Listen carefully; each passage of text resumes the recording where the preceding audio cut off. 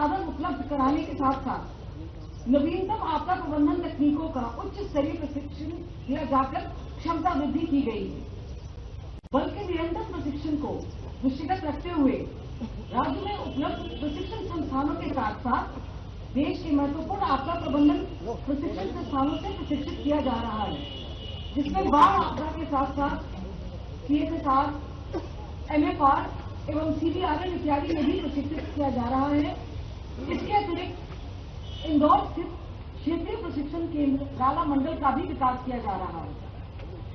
वर्ष 2025 में मानसून के दौरान प्रदेश के जिला मंडला, रीवा, छतरपुर, टीकमगढ़, गुना, शिवपुरी इत्यादि जिलों में अतिवृष्टि के निर्मित परिस्थितियों में 1372 आपदा राहत एवं बचाव कार्यों के माध्यम से 5075 व्यक्तियों को सुरक्षित बचाया जाकर आमजन के जान माल की रक्षा करते हुए बल ने अपनी अभूतपूर्व क्षमता का परिचय दिया।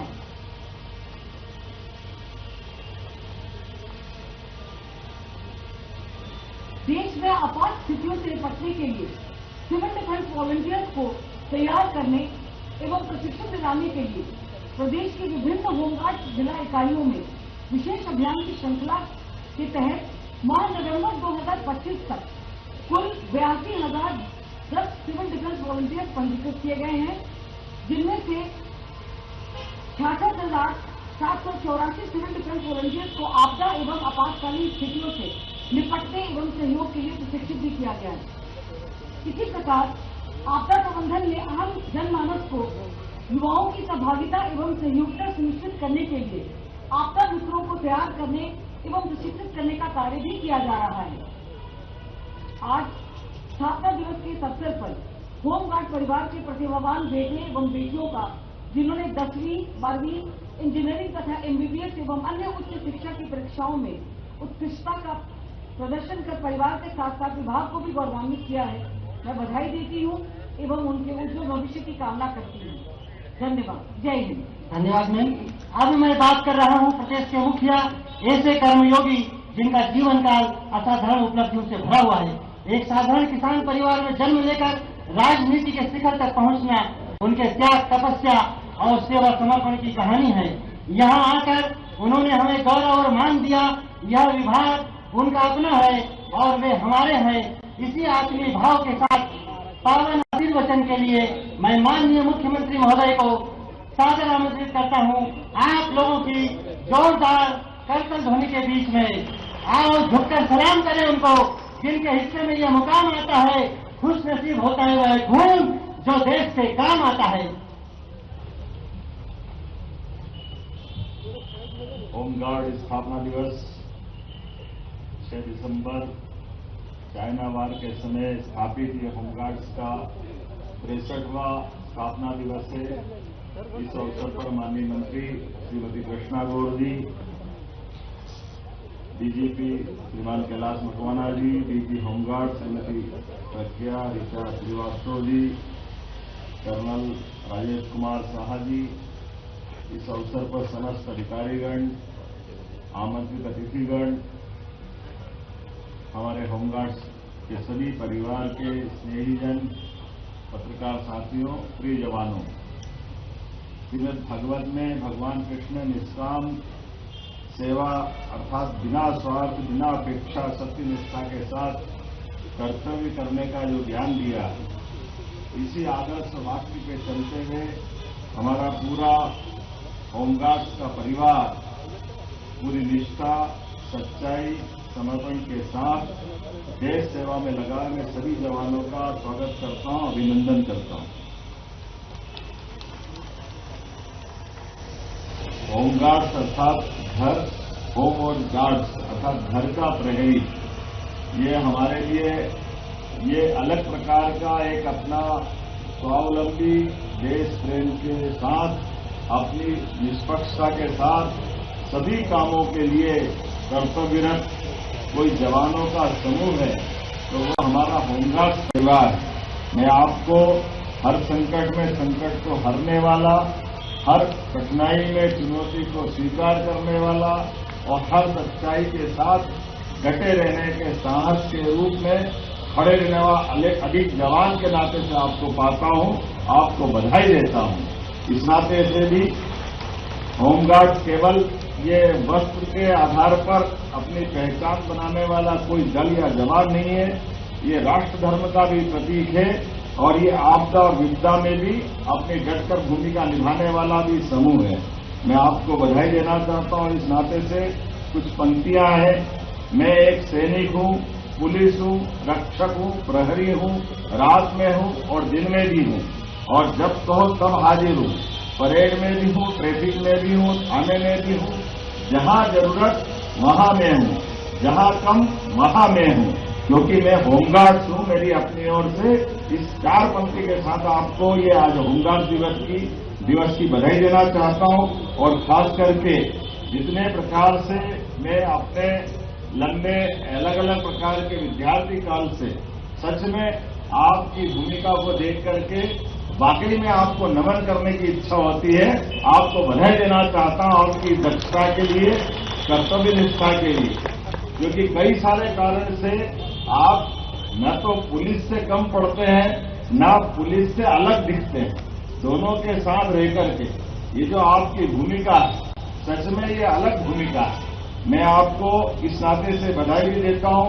और ये बात सही है कि मध्य प्रदेश में 2014 में एसडीआरएफ का गठन हुआ, तब होमगार्ड, नागरिक सुरक्षा, एसडीआरएफ तीनों ने मिलकर के एक त्रिशूल तैयार किया, जिससे आपदा प्रबंधन में एक नई ऊंचाई हासिल हुई।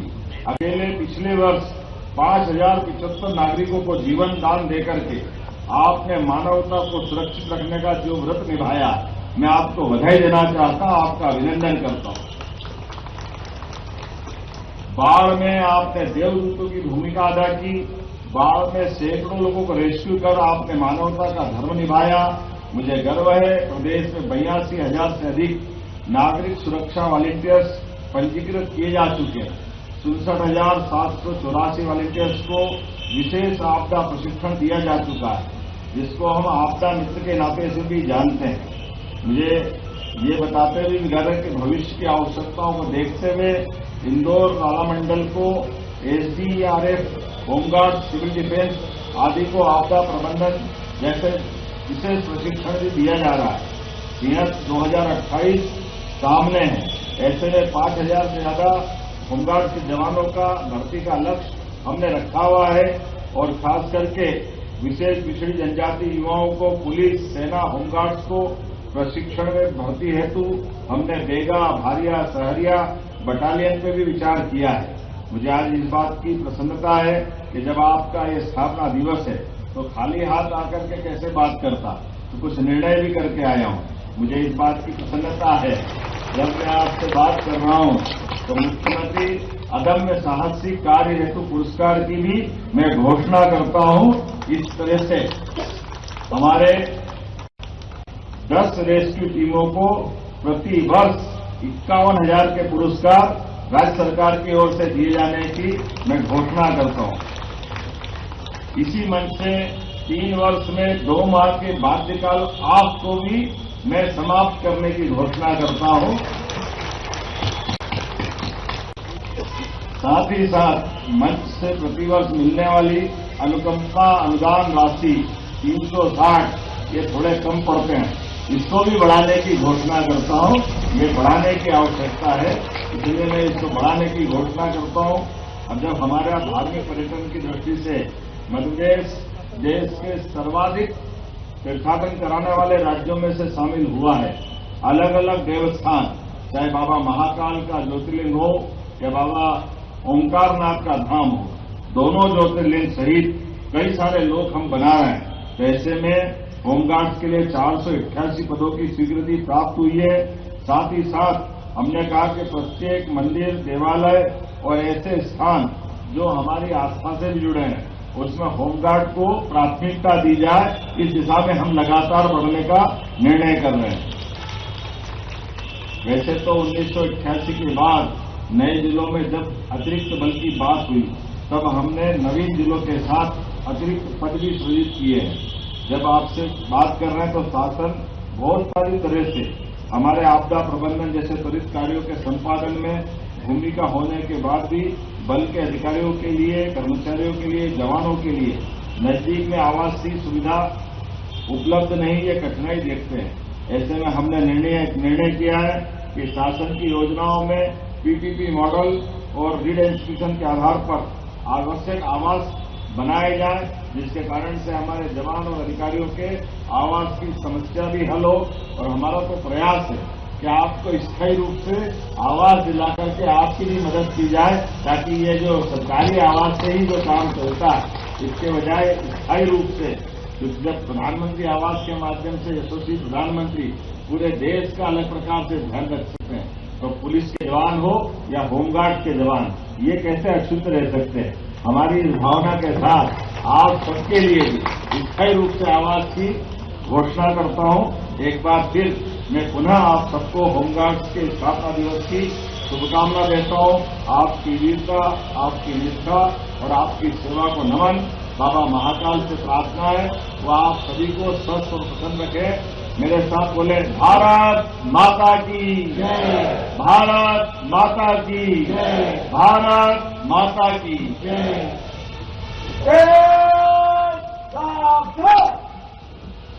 धन्यवाद, बहुत बहुत धन्यवाद माननीय मुख्यमंत्री जी। माननीय मुख्यमंत्री जी को अपने बीच पाकर आज होमगार्ड परिवार की खुशियों का पारावार नहीं है। माननीय मुख्यमंत्री जी की गरिमामय पावन उपस्थिति से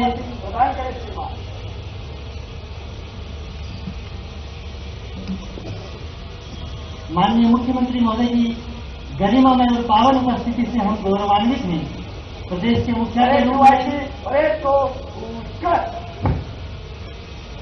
परेड कमांडर 2IC को अपनी कमान सौंपते हुए परेड कमांडर डिस्ट्रिक्ट कमांडेंट आशीष कुशवाहा और parade second in command platoon commander Ujjain Gayatri Verma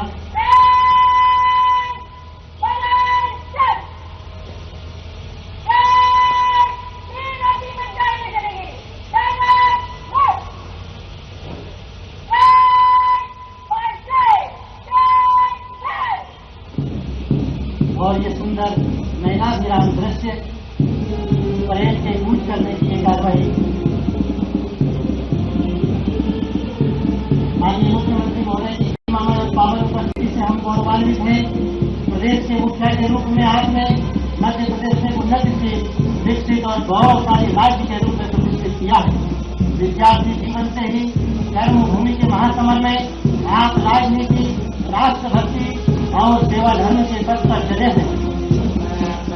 अपनी सामाजिक राजनीतिक यात्रा में आज मुख्यमंत्री के रूप में मध्य प्रदेश को प्रत्येक क्षेत्र में विकास के नए आयाम संपूर्ण राष्ट्र में प्रतिष्ठित किया है।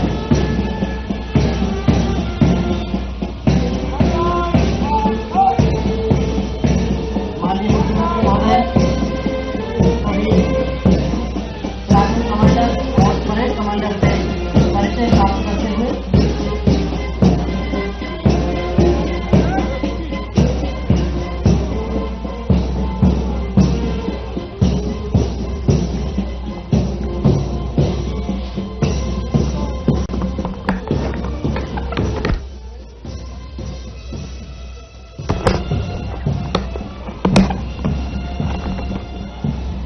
माननीय मुख्यमंत्री जी का स्वयं का जीवन संघर्ष और संग्राम की गाथा से भरा हुआ है। उनके त्याग, तपस्या और सेवा से परिपूर्ण जीवन ने उन्हें जन जन का सच्चा नेता बनाया है। उनके संदेश से हमें नई ऊर्जा और प्रेरणा मिली है, जिससे हम अपने कार्यों को और भी निष्ठा और समर्पण के साथ कर सकेंगे।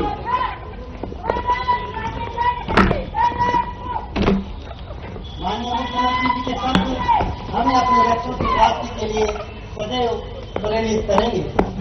माननीय मुख्यमंत्री जी का पावन संदेश, जो आशीर्वचन उन्होंने यहाँ हमें दिया, अब डेमोस्ट्रेशन की कार्रवाई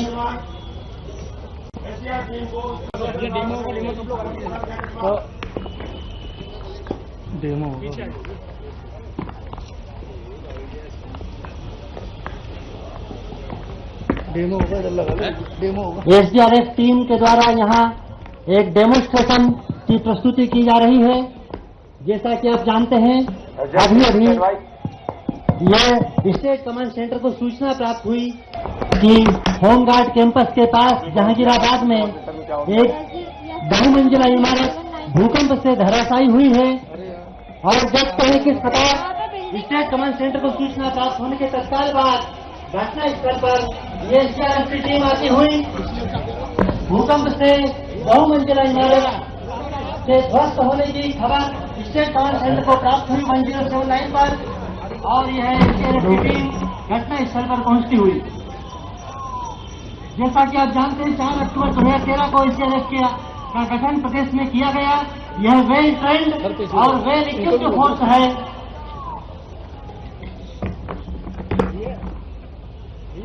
बृहद और सघन प्रशिक्षण इस टीम ने लिया है और अपने को इस योग्य बनाया है कि हर चुनौती का मुकाबला कर सके, हर आपदा विपदा का सामना कर सके।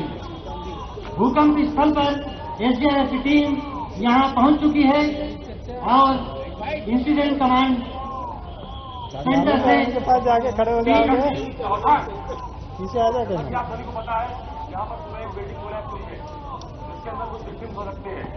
यहाँ पर जो विक्टिम्स हमारे बिल्डिंग के अंदर हो सकते हैं, जो कि नीचे होंगे, क्योंकि रास्ता ब्लॉक हो चुका है, इसलिए आपको दीवार को काट करके उन्हें निकालना पड़ेगा। साथ ही कुछ बिल्डिंग यहाँ पर टॉप फ्लोर में फंसे हुए हैं, जिनको हमें रोप रेस्क्यू के माध्यम से निकालना पड़ेगा। इसलिए मैं यहाँ पर 2 पार्टी बना रहा हूँ। नंबर 1 पार्टी CSR ऑपरेशन करेगी, नंबर 2 पार्टी रोप रेस्क्यू ऑपरेशन करेगी। हम तैयार है? मुसीबत को कभी बुलाना नहीं चाहिए और आ जाए तो घबराना नहीं चाहिए। आप देख सकते हैं कि टीम कमांडर के द्वारा टीम का कार्य विभाजित कर दिया गया है। सबसे पहले घटना स्थल को कार्डन करने के लिए कार्डन पार्टी के द्वारा घटना स्थल को कार्डन किया जा रहा है। वहीं आप देख सकते हैं कि कुछ विक्टिम्स के बिल्डिंग में फंसे होने की सूचना के आधार पर आगे कार्यवाही की जा रही है। मंच के सामने बिल्डिंग